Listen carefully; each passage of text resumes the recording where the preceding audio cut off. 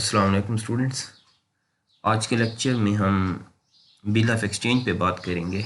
Next chapter है हमारा depreciation. हम फाइनल कर चुके हैं, क्लोज कर चुके हैं, जहां हमने डेप्रिसिएशन के थ्योरेटिकल कॉन्सेप्ट्स को देखा और न्यूमेरिकल ट्रीटमेंट, न्यूमेरिकल क्वेश्चंस और एक्सरसाइजेज कंप्लीट की। तो अब हम नेक्स्ट चैप्टर की तरफ जा रहे हैं और वो है कि बिल ऑफ एक्सचेंज। आप ऑलरेडी पढ़ चुके हैं bill receivable and bills payable, तो इससे ज़्यादा कुछ नहीं है। यही कॉन्सेप्ट्स हम इस चैप्टर में क्लियर करने की कोशिश करेंगे। चैप्टर नंबर 7 है बुक में, principle of accounting by M.A. Gani. जो बुक आप फॉलो कर रहे हैं, जो बुक आपके पास है, तो बुक वही फॉलो करेंगे। और चैप्टर नंबर 7 पे आप देख सकते हैं। बुक को सामने ज़रूर रखें, साथ ओपन रखें और स्टडी करें ताकि आपको कॉन्सेप्ट्स क्लियर हो सकें, प्रॉब्लम ना रहे। देखें, कोई भी बिज़नेस ज़रूरी नहीं है कि वो कैश पे सेल करे या कैश पे परचेज़ कर सके, तमाम कैश पे परचेजिंग या सेल हो पाए। तो बिज़नेसेस कैश के बगैर भी सेल होती है। मींस के क्रेडिट सिस्टम ऑफ अकाउंटिंग हमने पढ़ा, कैश सिस्टम ऑफ अकाउंटिंग हमने डिस्कस किया था। तो आज हमारा उसी से रिलेटेड टॉपिक है कि जब कोई भी कंपनी कहीं क्रेडिट पे कुछ बेचती है, सेल करती है या कुछ परचेज़ करती है, तो वहाँ फिर कोई ना कोई रिटर्न डॉक्यूमेंट, लीगल डॉक्यूमेंट, कोई बिल, कोई नोट, कोई प्रॉमिसरी नोट, या आप कह सकते हैं कि कोई रिटर्न कंडीशनल, अनकंडीशनल कोई भी ऑर्डर इशू हो, तो इसे हम कहें, ऐसी कंडीशन में हम फिर उसकी अकाउंटिंग कैसे करेंगे, ये आज हम कुछ स्टार्ट कर रहे हैं और फिर सीखेंगे नेक्स्ट न्यूमेरिकल भी। तो बिल ऑफ एक्सचेंज को सिंपल पहले बात कर लेते हैं कि बिल ऑफ एक्सचेंज कोई भी ऐसा रिटर्न ऑर्डर होता है नॉर्मली, जहां दो पार्टीज़ के दरमियान, यानी परचेज़ और सेल की इवेंट हुआ, ट्रांजैक्शन अकर हुई, तो वहाँ दो पार्टीज़ आपस में बेच रही हैं और थर्ड पर्सन को इन्वॉल्व करके आप क्या कर लेते हो, एक बिल इशू कर लेते हो। यानी सेलर एक बिल इशू करेगा बायर को कि ये जो आप गुड्स में से परचेज कर रहे हो, तो आप किस टाइम पे या किस डेट पे जाके मुझे पेमेंट आपको करनी होगी। तो इसे इस तरह फिर एक ऑर्डर इशू होता है। यानी सेलर बायर को एक बिल इशू करेगा, बिल पे तमाम कंडीशंस रिटर्न होंगी, लिख दी जाएंगी, डिसाइडेड होंगी। क्लियर होगी बात? कंडीशंस डिसाइड कर ली जाएंगी कि आज अगर कोई परचेज़ हो रहा है तो नेक्स्ट मंथ की किस डेट पे जाके वो पर्सन, जो परचेज़र है, आपको पेमेंट करेगा, कितनी पेमेंट करेगा, टर्म्स क्या होंगे, कंडीशंस क्या होंगी, सब कुछ एक रिटर्न पेपर पे, रिटर्न लीगल पेपर पे, आप कह सकते हैं रिटर्न डॉक्यूमेंट पे, कंपनी के इशू डॉक्यूमेंट पे, ये सब कुछ राइट अप कर लिया जाता है। जैसे मेच्योरिटी टाइम आता है, मेच्योरिटी टाइम कंप्लीट होता है, तो बायर ने कंपनी को सेलर को यानी पेमेंट करनी होती है, पहली बात। दूसरा पॉइंट ये है कि ज़रूरी नहीं है कि आप सिर्फ वेट करते रहें कि आप अपने सेलर बायर से ही पेमेंट लेंगे जब मेच्योरिटी कंप्लीट होगी, मेच्योरिटी टाइम आएगा। जैसे हम कहते हैं कि ये करंट एसेट्स हैं, लिक्विड हैं, इनको किसी भी टाइम आप कैश में कन्वर्ट कर सकते हो। एफर्ट ज़रूरत पड़ती है आप किसी एफर्ट के साथ आप क्या करते हो, इसको कन्वर्ट कर सकते हो कैश में या किसी और एसेट में। तो ये भी क्योंकि बिल है, तो इसमें ये होता है कि जैसे टाइम से पहले अगर एक सेलर को पेमेंट चाहिए, तो अब वो किसी और पर्सन की तरफ जाएगा, वो बैंक की तरफ भी जा सकता है, किसी और शॉपकीपर की तरफ भी जा सकता है। उसे वो बिल दे देगा, बिल को इंडोर्स करेगा, मीन्स के बिल की बैक साइड पे इंडोर्समेंट कर देगा, इशू करेगा, सिग्नेचर कर लेगा। यानी पहले सेलर था ए, पेमेंट लेनी थी बी से, ए को पेमेंट चाहिए टाइम से पहले, तो ए चला जाएगा किसी और इंस्टीट्यूट के पास, किसी बैंक के पास, बैंक से वो पेमेंट ले लेगा, और अब जिस बी ने ए को क्योंकि देनी थी, अब बी देगा सी को, और सी बैंक है। अब आप समझ चुके होंगे आइडिया को। तो ये आपके पास बिल ऑफ एक्सचेंज है। तो जब ये तीन पार्टीज इन्वॉल्व हो जाती हैं, तो इसका मतलब है बिल ऑफ एक्सचेंज में कितनी पार्टीज इन्वॉल्व होती हैं? 3 पार्टीज इन्वॉल्व होती हैं। तो अब हम स्टार्ट कर लेते हैं definition. A bill of exchange is a written order once used primarily in international trade that binds one party to pay a fixed sum of money to another party on demand or at predetermined date। यानी पहली बात तो ये होगी कि bill of exchange एक return order है, एक रिटर्न इंस्ट्रूमेंट है, रिटर्न बिल है। used primarily in international trade that binds one party to pay a fixed sum of money to another party on demand or at predetermined date। यहाँ ये होगा कि एक party दूसरी पार्टी को bound कर देती है बिल इशू करने के साथ। यानी आपको अगर कोई बिल दे दे तो बिल मिलने के साथ आप बाउंड हो गए। अगर आप पेमेंट नहीं करेंगे तो वो पर्सन आपके अगेंस्ट कोर्ट में भी जा सकता है, सू कर सकता है। इसीलिए बिल ऑफ एक्सचेंज बाउंड कर देता है, लीगली ऑब्लिगेट कर देता है। Fix sum of money to another party on demand और एट प्री डिटरमिन्ड, या तो डिमांड पे ये पेमेंट जैसे आप डिमांड करेंगे वो पेमेंट करेगा, यानी जो टाइम कंप्लीट होगा, या एक प्री डिटरमिन्ड पहले से डिसाइडेड डेट होगी उस पर पेमेंट आपको मिलनी चाहिए। Bill of exchange are similar to cheques and promissory note. हाँ, कुछ फ़र्क है, हम ज़रूर आगे जाके पढ़ेंगे बिल ऑफ एक्सचेंज में और प्रॉमिसरी नोट में क्या फ़र्क है, चेक में क्या फ़र्क है, लेकिन कंडीशंस वही होती हैं, शक्ल वही है, स्ट्रक्चर वही है जो प्रॉमिसरी नोट का है, जो वहाँ आप बाउंड हो जाते हैं या चेक में बाउंड हो जाते हैं, यहाँ भी उसी तरह लीगल ऑब्लिगेशंस आ जाती हैं। एक आप कह सकते हैं कि जिस पर्सन ने पेमेंट करनी है, जो पेएबल है, उस पर कंडीशंस आ जाती हैं। They can be drawn by individuals और banks and are generally transferable by endorsements. मैंने कहा कि bill of exchange easily transferable है, आप ट्रांसफ़र करके टाइम से पहले पेमेंट ले सकते हैं, किसी थर्ड पर्सन से पेमेंट ली जा सकती है बिल ऑफ एक्सचेंज की बेसिस पर। आपके पास बिल ऑफ एक्सचेंज है, पेमेंट आपको ए ने करनी थी, आप बी से पेमेंट ले लेते हैं। अब ए जो है वो बी को पेमेंट करेगा, वो या सी को पेमेंट करेगा, आपको पेमेंट नहीं करेगा, या आपको करेगा तो वो ट्रांसफ़र हो जाएगी, सेटलमेंट उसकी हो जाएगी दूसरे अकाउंट में। ये है बिल ऑफ एक्सचेंज, ठीक है। बुक में चैप्टर 7 पे अगर आप देख लें कि bill of exchange has been defined as unconditional order in writing addressed by one person to another signed by a person giving it। Bill of exchange एक अनकंडीशनल ऑर्डर है। अनकंडीशनल ऑर्डर को हम आगे जाके देखेंगे क्या मतलब है। और एक पर्सन इशू करता है, दूसरे पर्सन को भेजा जाता है, और वहाँ आप जो कंडीशंस होंगी इन टाइम उसी वक्त इशुएंस टाइम पे लगा दी जाएंगी। रिक्वायरमेंट क्या हो सकती है? Bill of exchange must clearly detail the amount of money, the date and the parties involved including the drawer and dry। Bill of exchange जो है वहाँ पार्टीज, वैसे मैंने कहा 3 पार्टीज नज़र आती हैं, 2 जो मेजर पार्टीज हैं, एक ड्रॉर एक ड्राई है।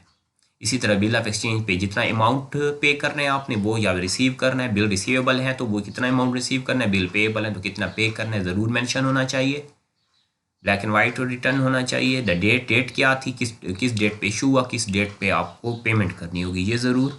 इसी तरह पार्टीज़ कितनी है ये भी आपको आप देखेंगे बिल ऑफ एक्सचेंज में होना चाहिए। जैसे एक बिल ऑफ एक्सचेंज इशू हुआ, आपने इशू किया बी को, पर्सन बी को, बुक में आप देख सकते हैं, बुक में चले जाएं तो बिल ऑफ एक्सचेंज के एक स्पेसिमेन यानी एक स्ट्रक्चर दिया गया है। फॉर एग्जांपल कि एक बिल ऑफ एक्सचेंज इशू हुआ बी को, तो बी क्या हो जाएगा, ड्राई हो जाएगा। तो आप समझ लें जिसको बिल ऑफ एक्सचेंज इशू होता है वो ड्राई होता है, वो ड्राई होता है। अब जो बिल ऑफ एक्सचेंज इशू करेगा वो क्या होगा, ड्रॉर होगा, ड्रॉ कर रहा है, यानी आपने इशू किया, आप ड्रॉर हो गए, किसको इशू किया वो क्या हो गया, ड्राई हो गया। पहली बात समझ आ गई बात की। अब जो पर्सन, अब नेक्स्ट हम पार्टीज डिस्कस करते हैं तो वहाँ जाएंगे। Features of bill of exchange देख लें। बिल ऑफ एक्सचेंज के फीचर्स जो हैं बहुत सिंपल हैं, एडवांटेजेस भी आप कह सकते हैं। पहला फीचर तो ये हो सकता है कि ये लीगल एक एविडेंस ऑफ डेट है, कि आपके पास एक लीगल एविडेंस आ जाता है, डॉक्यूमेंट्री एविडेंस आ जाता है। इसी तरह अगर मैं दूसरा कहूँ कि कन्वीनियंट मेथड है, इजी मेथड है, सिंपल मेथड है ट्रांसफ़र ऑफ डेट्स का, और आप इजीली सू कर सकते हैं, कोर्ट में जा सकते हैं, लीगल प्रोटेक्शन भी यहाँ है। और ये टाइम से पहले भी कैश किया जा सकता है, आप टाइम से पहले डिस्काउंट भी दे सकते हैं, टाइम से पहले डिस्काउंट ऑफ़र किया जा सकता है, standard offer, standard term offer किए जा सकते हैं। किसी पर्सन ने आपके साथ एग्रीमेंट किया, बिल एक्सचेंज में गया कि मैं 30 दिनों में पेमेंट करूंगा, आप उसे 20 दिन के बाद एक ऑफ़र करते हैं कि अगर तुम हम मुझे आज पेमेंट कर दो, या 10 दिन के बाद ऑफ़र करते हैं कि अगर तुम मुझे 30 के बजाय 20 दिनों में पेमेंट कर दो तो मैं तुम्हें 2% डिस्काउंट देता हूँ, जिसे हम कहते हैं 2, 10 एंड 30।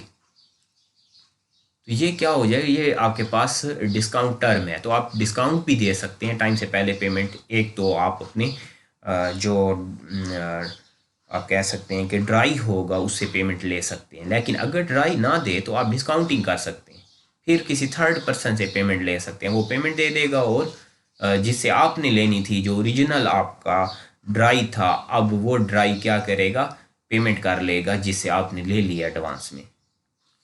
तो अब फीचर्स देख लें जो यहाँ मैंने जो डिस्कस किए, वो भी आप ज़रूर लिख सकते हैं कि this is actually an instrument. पहली बात, ये एक रिटर्न इंस्ट्रूमेंट है, एक पेपर है, एक बिल है, तो इसीलिए हम इसे इंस्ट्रूमेंट कहते हैं कि ये एक्सचेंजेबल है, इंडोर्समेंट इसकी ईजी है। Device which is made in writing, ये राइटिंग में होना चाहिए, ज़रूर राइटिंग में ही होगा। The amount to be paid in return, जो अमाउंट पे करना है वो भी राइट अप होना चाहिए। ये कोई ज़बानी कलामी कोई आप प्रॉमिस नहीं है, ज़बानी कलामी कोई एग्रीमेंट नहीं होता, रिटर्न होना चाहिए।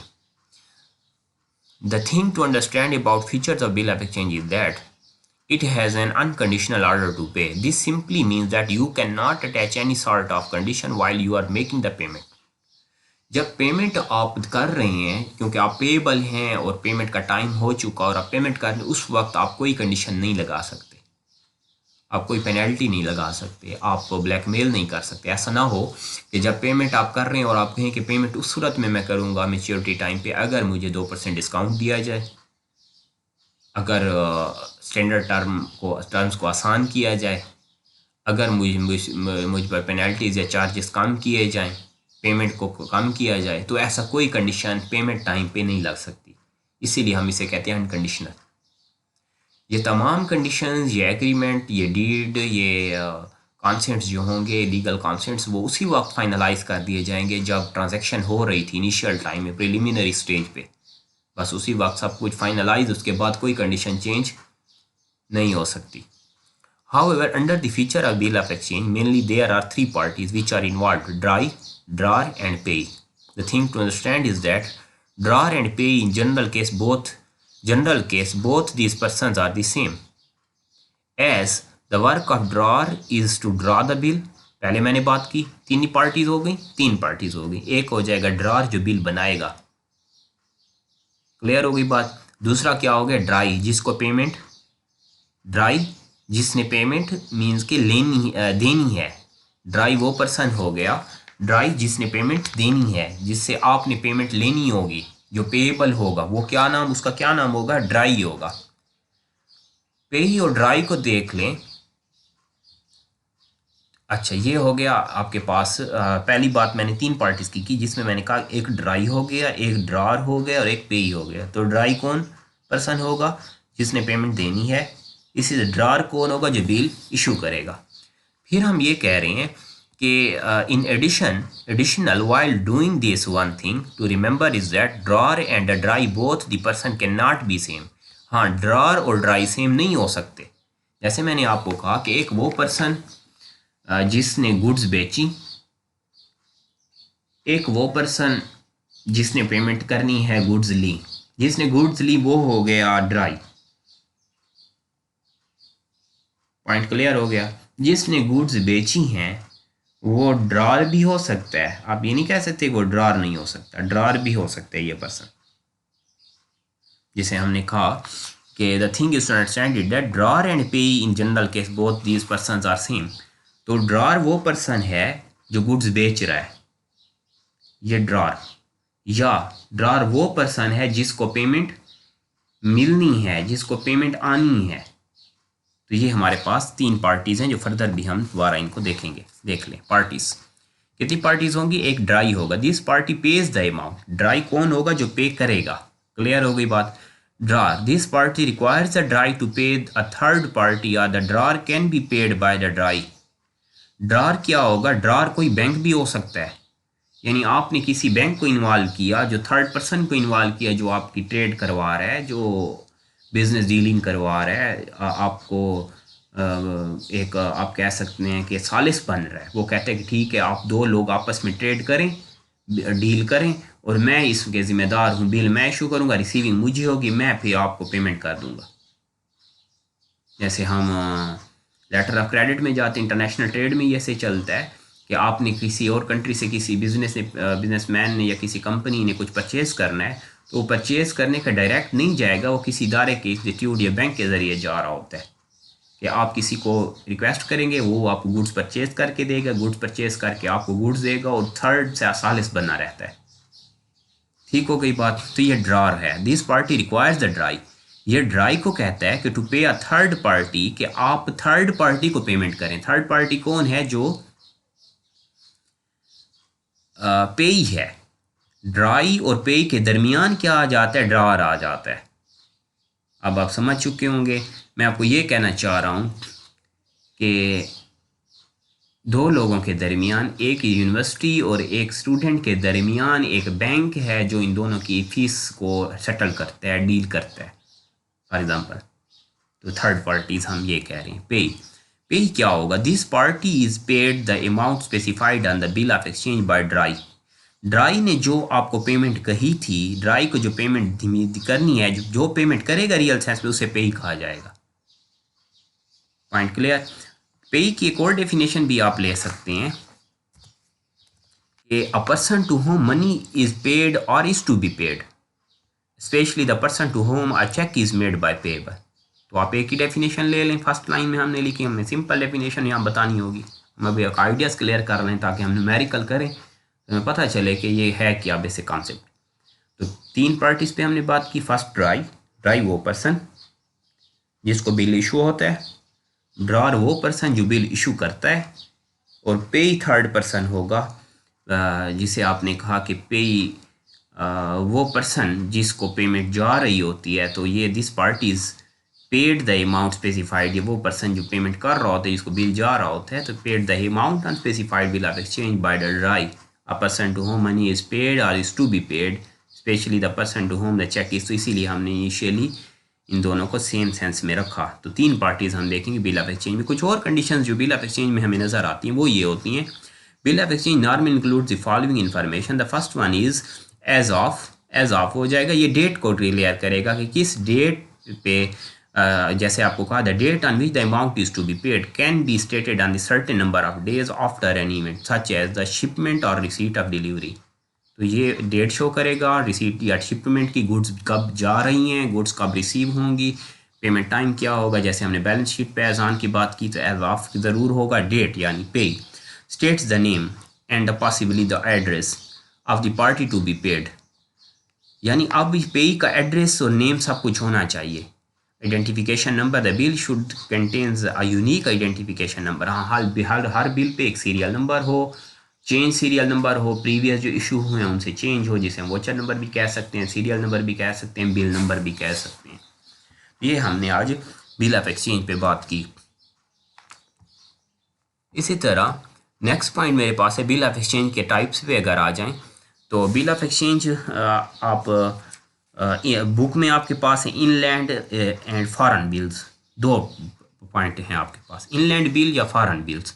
इनलैंड बिल वो होंगे जब आप किसी भी स्टेट में with in jurisdiction of country या स्टेट, या आप कह सकते हो कि मीन्स के नेशन वाइड अगर कोई भी ट्रेड हो रही है तो इनलैंड होगी।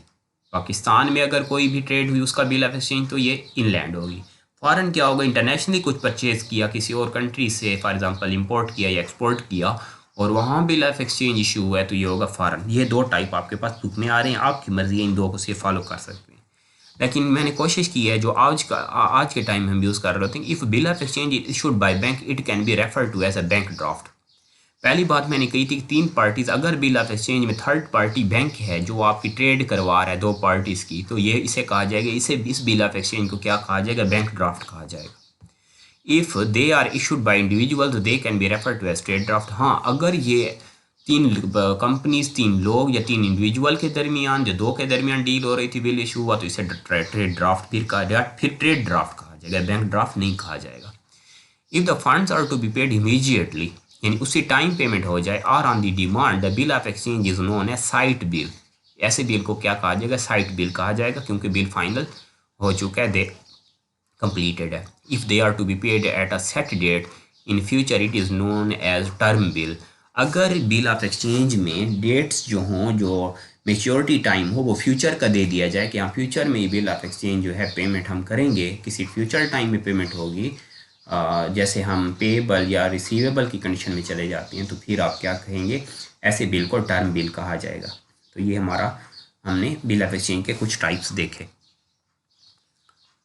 ये आपके पास की टेक अवेज हैं, यहाँ आप कुछ इंपॉर्टेंट पॉइंट्स हैं, मुकम्मल समरी मैंने ले ली है, आप पढ़ लें तो कोई इसमें प्रॉब्लम नहीं होगा आपको। पहला पॉइंट ये है, bill of exchange is a written order binding upon party to pay a fix sum of money to another party on demand at some point in future. Clear हो गया? डेफिनेशन दोबारा रखी मैंने।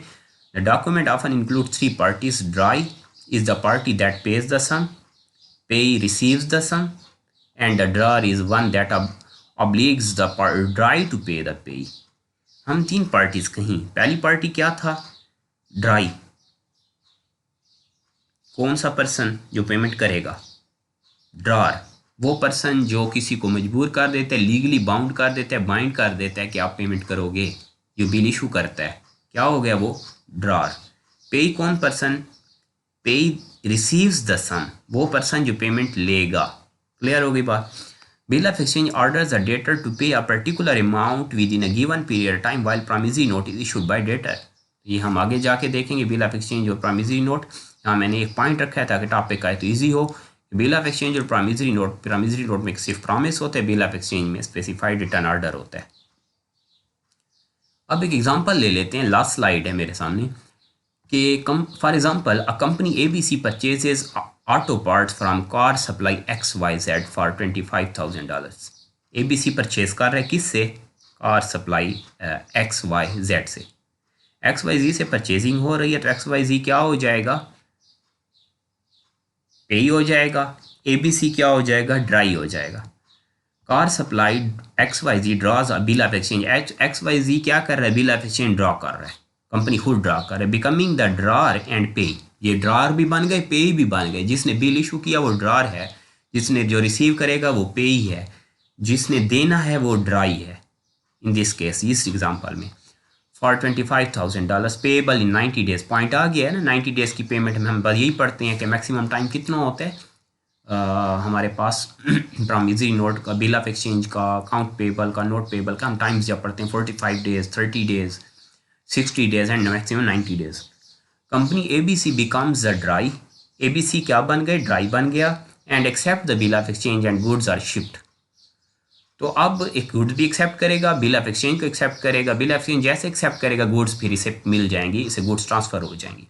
In 90 days, car supply XYZ will present the bill of exchange to company ABC for payment। अब 90 दिनों में क्या होगा? कंपनी जो है XYZ है, ये जाके बिल प्रेजेंट करेंगे और इन्हें पेमेंट दी जाएगी। कहाँ प्रेजेंट करेंगे? काउंटर पे, कंपनी के काउंटर पे या कंपनी के बैंक अकाउंट पे, जो कंपनी नॉमिनेट करेगी।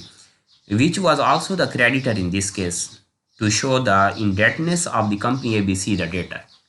तो अब हम कुछ समझ चुके हैं, हमारा टॉपिक क्लियर हो गया यहाँ में कि बिल ऑफ एक्सचेंज एक रिटर्न ऑर्डर है जहाँ तीन पार्टीज इन्वॉल्व होती हैं, ड्राई, ड्रॉर एंड पे।